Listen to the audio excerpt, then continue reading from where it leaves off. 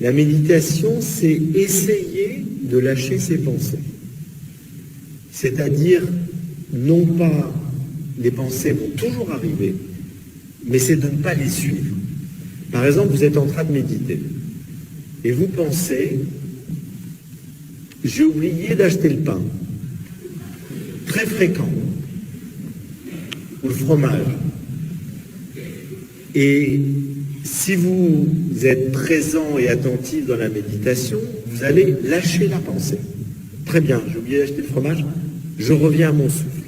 Si vous n'êtes pas vigilant dans la méditation, vous allez vous dire, ah, zut, le magasin va être fermé à la fin de la conférence.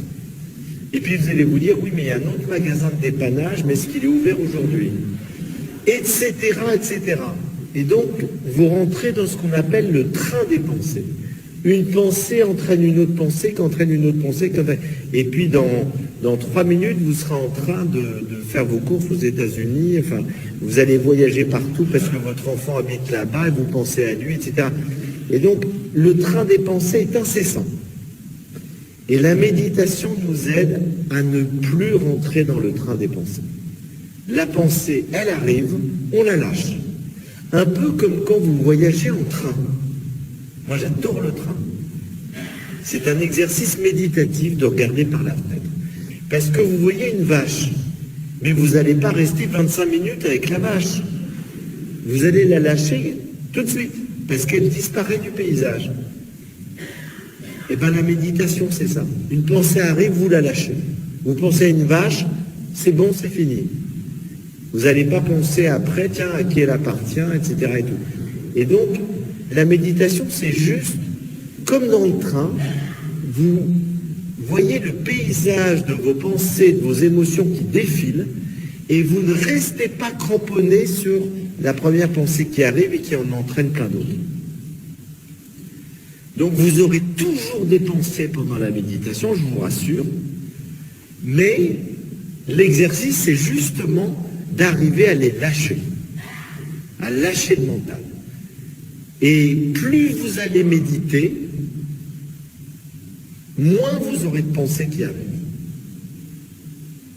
Parce qu'à ce moment-là, vous êtes entraîné, votre esprit est entraîné au silence du mental. Vous avez entraîné votre cerveau à ne pas vous envoyer en permanence des informations. Donc vous rompez avec une habitude qui est vieille depuis votre petite enfance. Et c'est un entraînement de l'esprit qui nous permet de calmer notre mental. Voilà le but de la méditation. On calme le mental. Et en calmant le mental, on est beaucoup plus présent à notre corps, à notre cœur, à nos sensations. Du coup, on laisse respirer tout notre être. Alors que sinon, on est toujours crispé dans le cinéma permanent de nos pensées. Et ça fait un bien fou. C'est pour ça que des études scientifiques, vous savez qu'il y a des milliers d'études scientifiques qui ont été faites aux États-Unis, il y a au moins 5 universités qui travaillent sur la méditation, et qui ont toutes montré que la méditation pratiquée de manière régulière, elle diminue considérablement le stress et l'anxiété. Parce qu'on est stressé et anxieux parce qu'on pense tout le temps. Et ça a un autre effet, c'est que le fait de ne pas penser tout le temps nous permet d'être plus présents, d'être plus attentifs à ce qu'on fait. À force de méditer, vous avez pris l'habitude d'être présent, d'être là, d'être dans l'instant, dans ce qui se passe. Et du coup, ça a un effet aussi sur notre joie de vivre, sur notre bien-être. Vous savez que les 2 substances chimiques principales qui créent du bien-être, c'est la dopamine et la sérotonine.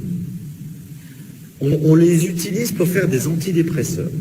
Mais ce sont des antidépresseurs naturels qu'on a à l'intérieur de nous, dans nos cerveaux, dans la tête et dans les intestins.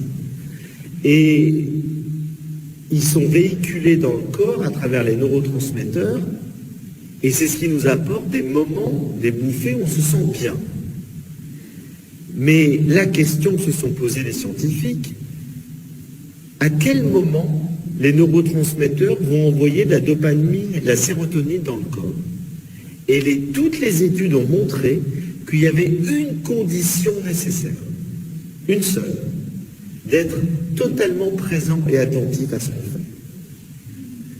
C'est-à-dire que si vous êtes en train de ruminer en permanence, si vous êtes en train de penser tout le temps à quelque chose, vous n'aurez jamais de dopamine et de sérotonine qui se diffusent en vous.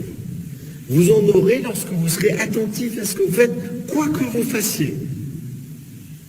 Donc quand vous faites l'amour, soyez hyper attentif, vous allez avoir de la dopamine et de la sérotonine, ce qui va augmenter considérablement le plaisir. Lorsque vous lisez un livre, soyez totalement attentif. Ça va vous donner un bien-être supérieur. Lorsque vous travaillez, lorsque vous faites un travail, qui soit manuel, intellectuel, soyez totalement concentré. Si vous pensez à autre chose en même temps que vous travaillez, ça enlève le plaisir du travail.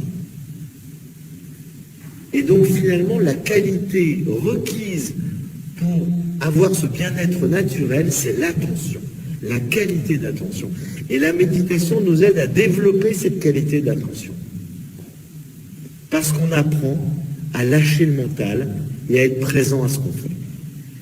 Alors, un conseil, méditez tous les jours, peu de temps, plutôt que de méditer 1 heure une fois par semaine. C'est beaucoup plus efficace.